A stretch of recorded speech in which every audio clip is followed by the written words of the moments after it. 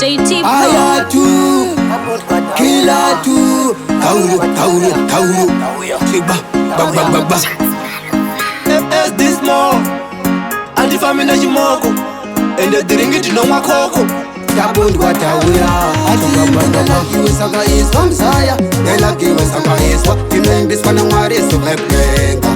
Nijoba Bepenga. And the Imbingalaki saga is like Gule, Gelaki was saga is what you know him, but the war is to Webenga. The Jehovah will be.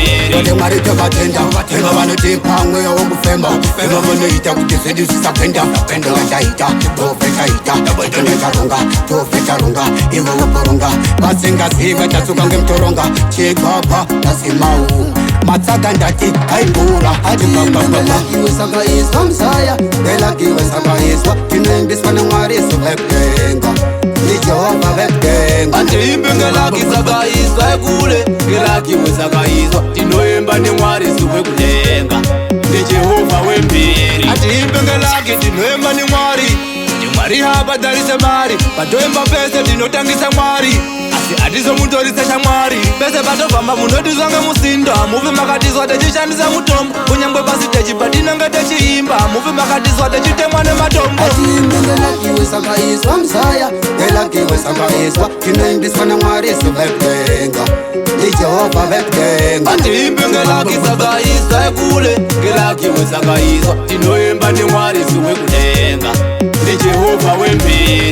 Ivo vano makanu masinga sive vasiga mataka Manjo se kagwa siya sabaka Ufe masibata safa kumusi hazo sakadama Ivo vakashama Muli kuyenda kutaka mabasa Boda kuramba makamaka Isu kungesiana Manje patiri musape maita Ati iwe saga is from Saya Gelaki we saga is what you name this one of Maris of Bepenga. The Jehovah Bepenga. And the Imbingalaki saga is like Gule Gelaki was saga is what you know him, but the war is to Webenga.